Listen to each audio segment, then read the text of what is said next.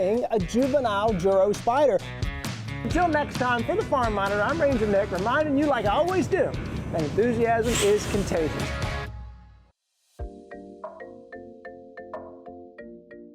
Where you're looking high above a beautiful farm down in South Georgia, part of the UGA Tifton campus, and we're talking peanuts this month. Of course, I'm a nutty professor, and maybe I could say I'm hanging out with another one, Dr. Scott Tubbs. Hey, Doc. Hey, Nick. Pleasure. So glad to be with you today. Yeah. Cropping systems agronomist here at UGA College of Agricultural and Environmental Sciences. Doc, I'm looking at these plants. You're telling me they're peanut plants. I know we're at a peanut farm. I'm not seeing any peanuts. Where are these things? I believe you, but where are they?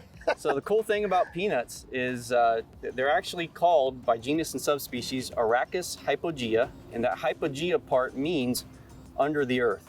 Okay. So under the gea. So these peanuts are actually growing under the ground.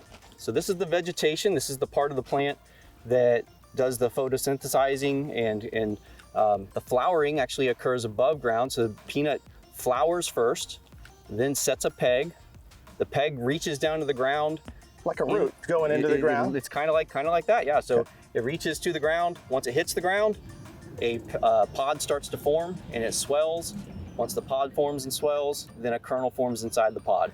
And the kernel is what we love to eat. And I'm looking right over here, Doc. So here we have kernels inside of pods. That's I'm right. assuming they're in there. But look at what this looks like. Y'all, I thought to myself, so who is out here picking these peanut plants, flipping them over, and making them look like this? Is this done by hand? Absolutely not. It used to be done by hand, but with a pitchfork before we went to mechanization. But nowadays, the commercial farming, the practices that we have to do in order to get through the amount of acreage that we have in the state of Georgia, and the state of Georgia has a lot of peanut acreage, we have to do most of this stuff by mechanization with tractors and farm implements. All right, so what you're looking at there is the peanut plant in the ground. Then we have to come along and dig it up, shake it, and invert it. Flip it upside down, and it's laying on the ground. And then along comes Zach Cromer. Hey, Zach, good to see you today. So glad to be with you out here at Tifton campus, research professional, tractor extraordinaire driver, of course. Now, Zach, this machine, the harvester, now comes along and you have this row of inverted peanuts. Right. Then what? So after the plants have dried down, we will come in with the peanut combine, and of course it'll be running, making a lot of noise, and these teeth on the front here will be rotating. All right. They'll pick the vines up and pull them into the machine, and once they get inside of there, there's a lot of drums that are rotating with teeth that are thrashing the plants, knocking the pods loose, and helping separate that vegetation material, the trash, all the bad stuff. Okay. Goes right out the back of the machine. There's cleaning fans that are blowing that lighter material out, and the heavier peanut pods are falling through the shaker pan and down into the air duct in the bottom. Okay. And they're blown right up into the basket. So the basket on top, how much would that basket hold once those peanuts are ready? And so that particular one probably holds around about a ton. You know, it varies between different models of machinery. Obviously, larger machines have a bigger basket, but this particular one probably about a ton. Okay, and then you're emptying that quite often, coming back out. Yeah, so every so often when it's full, we're going to wherever the wagons are at, and we're dumping them on the wagons, and that way they can be transported to the buying facilities. Interesting. And one of the things that might be blowing out of the back, something very, very light, is something called a pop.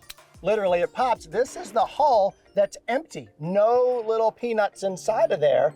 I want to talk next with Scott about what does that mean? Why didn't this little hull have anything in it? What can we do as a farmer to deal with that? So let's go there next.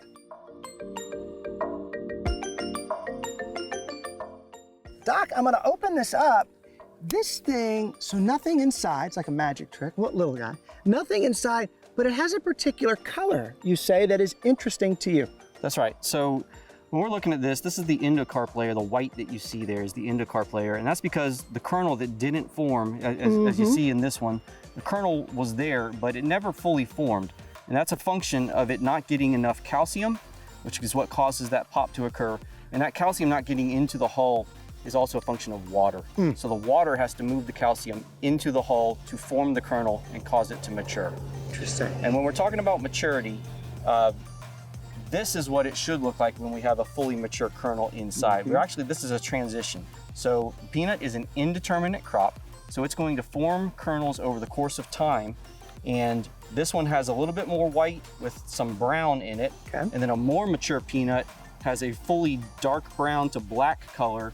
And we even start to see that impression that occurs on the kernel as it forces its way onto the hull. Now, there was a guide that was created here at the University of Georgia to look at those colors, and that's where, look, Zach is back with us modeling this maturity board, the peanut maturity board. Doc, talk to us about this and these colors. Sure. So the maturity profile board is essentially taking the mesocarp layer. So when we have these hulls, a farmer brings in a sample to the county agent office, and the county agents are trained in how to put these on the board correctly. So they actually use a pressure washer to slough off the outer layer of the hull, and it exposes the mesocarp layer, which is an in-between layer between the exocarp and the endocarp. Okay. That mesocarp layer will change color with its maturity. And that's gonna be what this maturity profile board shows as it progresses from a white class to a yellow class, a yellow to a light orange, a darker orange, a brown, and eventually a black. So as peanuts move further along in maturity, they're gonna have more black in their mesocarp layer. Finding the right maturity to determine the optimum time to dig is going to affect the farmer's bottom line in making their profit. And that timing is so critical, and we've got to think about that. And I guess that sums it up in a nutshell. Doc, thank you so much for today, for hanging out. Zach, thank you so much for spending time with us. Y'all know what to do. While you're watching TV, looking things up online more about peanuts and making a peanut butter and jelly sandwich, maybe with Georgia peanuts or so, check out the Farm Monitor Facebook page, check out the Ranger Nick Facebook page. And until next time, as we always say, I'm Ranger Nick, reminding you that enthusiasm is contagious. Holding a juvenile Juro spider. Until next time, for the Farm Monitor, I'm Ranger Nick, reminding you, like I always do, that enthusiasm is contagious.